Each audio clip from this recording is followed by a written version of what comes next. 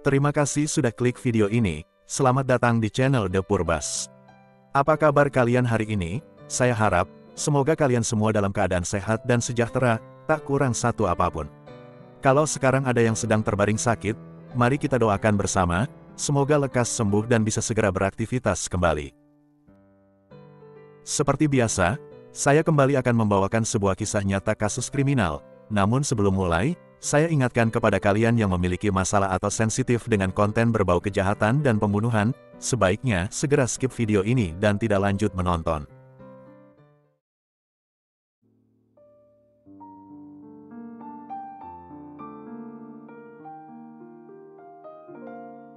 Jumat petang, jam 6 sore lewat 18 menit di tanggal 21 Januari tahun 2022, seorang pria menelpon layanan darurat kepolisian Singapura, yang melaporkan bahwa dia telah diserang seseorang dan dua anaknya diculik penyerang itu.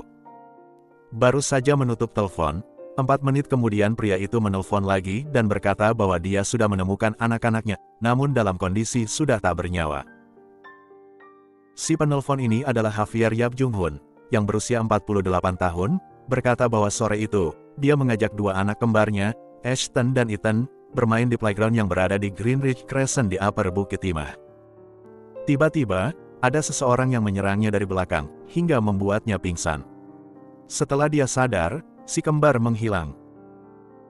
Javier menelpon polisi, sambil mencari anak-anaknya di sekitar lokasi tersebut, yang berakhir dengan penemuannya di saluran air, tak jauh dari playground. Kedua putra Javier sudah tiada. Polisi yang ditugaskan untuk menangani kasus ini adalah Detektif Tan Boon Kok, yang telah mengungkap belasan kasus pembunuhan selama 26 tahun karirnya di kepolisian Singapura. Saat Detektif Tan tiba di lokasi, dia menemukan Javier duduk tertunduk di hadapan jasad dua putranya, di saluran air, tak jauh dari playground. Greenridge Crescent sendiri adalah kawasan perumahan yang sepi dan tenang, dengan sebuah taman bermain yang diperuntukkan bagi warga. Taman bermain tersebut dilengkapi dengan satu unit alat gym, dua ayunan anak, dan beberapa permainan anak lainnya. Di taman bermain yang tenang itulah semua kejadian ini bermula. Javier Yap sekali lagi menjelaskan kronologi kejadian kepada Detektif Tan. Menurutnya, sore itu dia sedang menemani si kembar yang berusia 11 tahun untuk bermain di sana.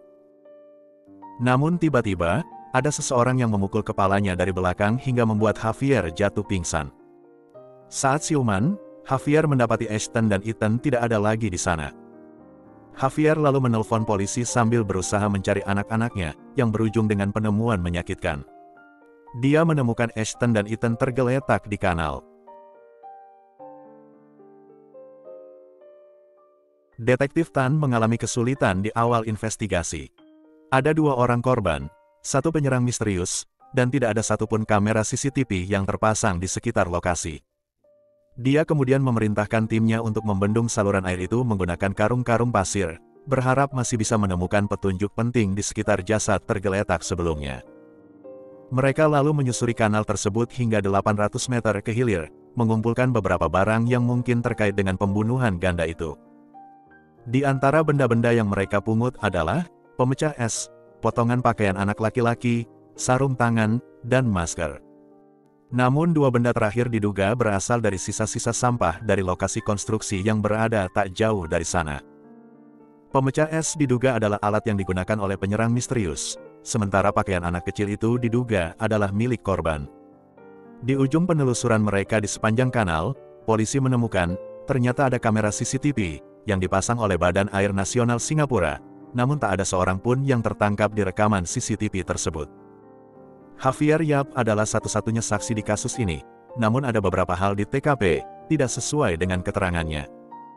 Saat pertama bertemu Detektif Tan, Javier mengaku bahwa seseorang menghantam kepalanya dari belakang, sehingga dia langsung pingsan dan tidak sempat melihat si pelaku. Namun setelah dilakukan pemeriksaan pada kepala Javier, justru jidatnya yang luka, dan itu hanya cedera ringan, seharusnya tidak sampai membuatnya pingsan.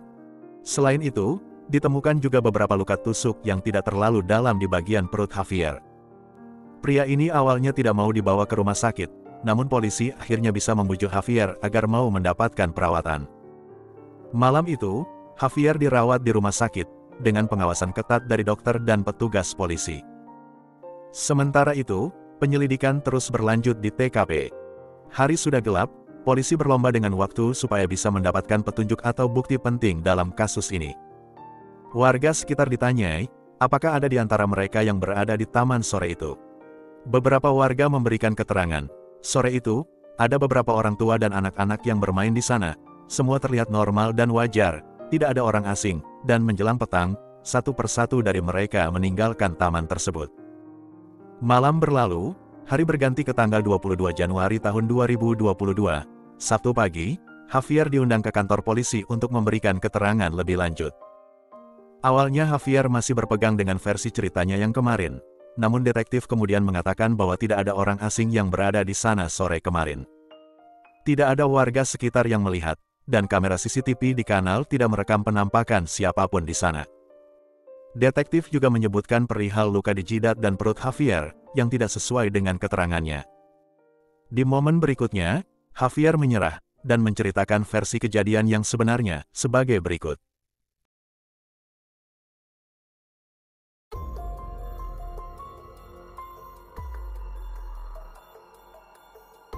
Javier dan istrinya, Ana, memiliki putra kembar yang lahir pada tanggal 14 Oktober tahun 2010, yang mereka beri nama Ashton dan Ethan.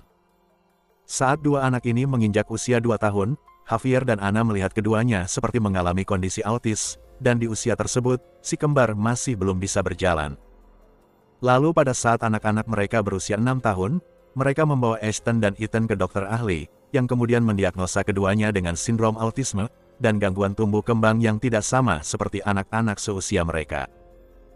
Kondisi tersebut membuat Ashton dan Ethan belum bisa masuk SD, karena kemampuan mereka secara fisik dan verbal yang seperti anak berusia 3 tahun. Dokter menyarankan supaya si kembar dimasukkan ke sekolah khusus, namun entah untuk alasan apa, Javier dan Ana tidak mengikuti saran dari dokter. Walaupun mereka sudah membayar seorang ART untuk membantu mengurus si kembar, Ana sang ibu merasa kewalahan dan sulit menerima kondisi tersebut.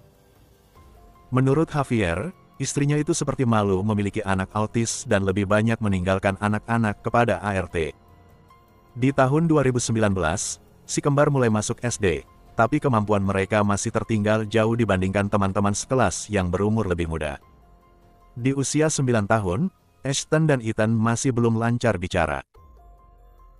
Karena kekurangan anaknya dalam segala hal, Javier dibantu ART, bergantian menemani si kembar saat berada di kelas.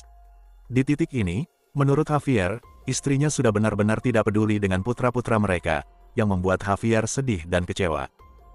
Di tahun-tahun berikutnya, masih menurut Javier, Ana sang istri mulai sering melampiaskan kekesalannya terhadap si kembar. Ana marah dan malu karena memiliki 2 anak seperti itu. Javier lalu berpikir, kalau misalkan suatu saat terjadi sesuatu terhadap dirinya, siapa yang akan mengurus Ashton dan Ethan? Ibu kandung saja bersikap seperti itu, apalagi orang lain di luar sana. Kecemasan Javier semakin bertambah, manakala di awal tahun 2022, pihak sekolah mengeluarkan Ashton dan Ethan dari SD, dan menyarankan agar keduanya dikirim ke sekolah khusus, bukan sekolah umum seperti itu, demi kebaikan dan keselamatan Ashton dan Ethan. Javier yang frustasi merasa kalau kedua anaknya sudah tidak punya masa depan, tidak ada tempat bagi mereka di dunia ini. Suatu saat kalau dia meninggal, Javier yakin bahwa Ashton dan Ethan hanya akan menjadi objek intimidasi, dan terlantar tanpa ada seorang pun yang peduli untuk merawat mereka. Di saat yang sama, Javier curiga bahwa istrinya diam-diam menjalin asmara bersama pria lain. Oleh karena itu, Javier memutuskan lebih baik hidup mereka bertiga berakhir sekarang, agar tidak menjadi beban bagi istrinya, dan supaya Ana bisa melanjutkan hidup. Pada tanggal 21 Januari tahun 2022 sekitar jam 5 sore, Javier membawa si kembar ke taman bermain, yang berada di kawasan Greenridge Crescent. Kebetulan sore itu, taman tersebut sedang sepi, jadi Javier membiarkan Ashton dan Ethan bermain selama 10 menit. Saat tempat itu benar-benar sudah kosong, Javier menggendong si kembar dan membawa mereka masuk ke dalam kanal, lalu membenamkan keduanya di sana, hingga si kembar pun meninggal. Setelah itu, Javier mulai mencoba untuk bundir, menggunakan alat pemecah es, dan menancapkan bagian yang tajam ke perutnya hingga darah pun mulai mengucur. Dia lalu beralih ke sebuah batu sebesar kepalan tangannya, dan menghantamkan batu itu ke kepalanya sendiri. Berpikir kalau sebentar lagi dia akan mati, Javier menelpon istrinya untuk mengucapkan selamat tinggal, tapi telepon itu tidak diangkat. Javier sedih, mau mendapatkan momen terakhir yang dramatis seperti di film-film Korea. Kenapa susah sekali. Setelah beberapa menit, Javier masih belum mati atau tak sadarkan diri. Yang ada, perutnya sakit akibat luka tadi, dan kepalanya malah nyut-nyutan. Bingung mau bagaimana lagi, Javier pun merencanakan skenario pembunuhan yang dilakukan oleh orang asing, dengan harapan nanti selama investigasi, polisi akan mengungkap kebohongannya, dan hakim nanti akan menjatuhkan vonis hukuman mati. Begitu yang dia harapkan.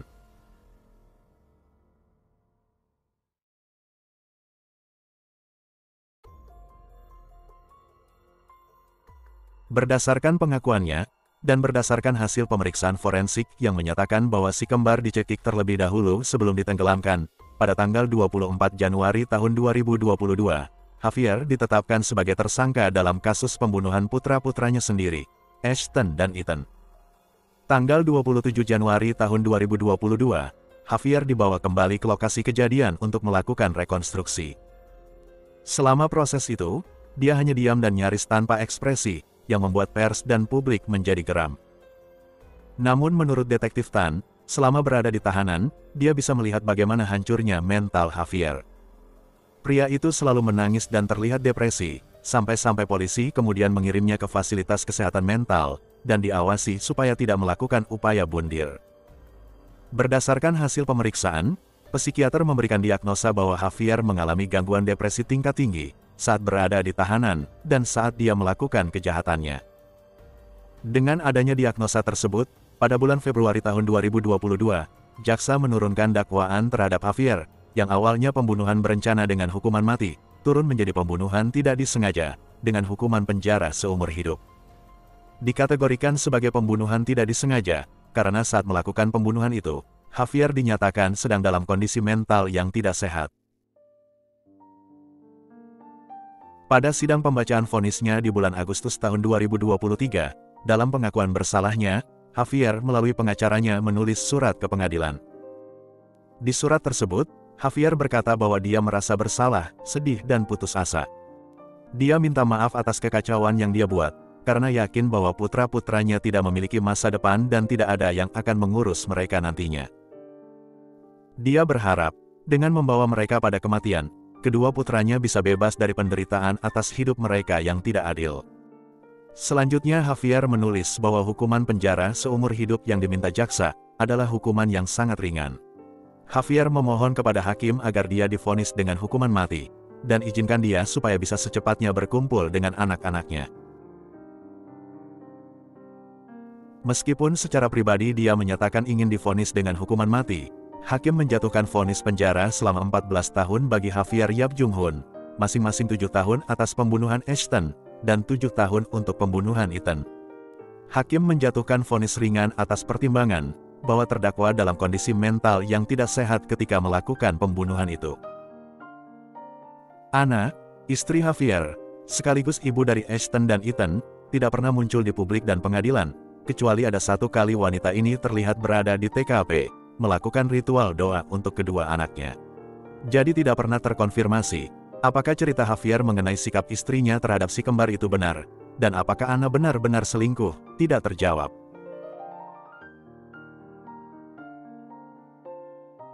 Itulah tadi kisah nyata kasus kriminal kita hari ini. Coba sampaikan pendapat kalian mengenai kasus ini di kolom komentar. Apakah layak kalau Javier hanya divonis dengan hukuman penjara selama 14 tahun, dan apakah hakim tidak boleh memenuhi permintaan terdakwa untuk mendapatkan vonis mati? Terima kasih sudah menonton video ini hingga selesai. Jaga kesehatan selalu, dan sampai jumpa lagi di kisah nyata kasus kriminal berikutnya, dari channel The Purbas.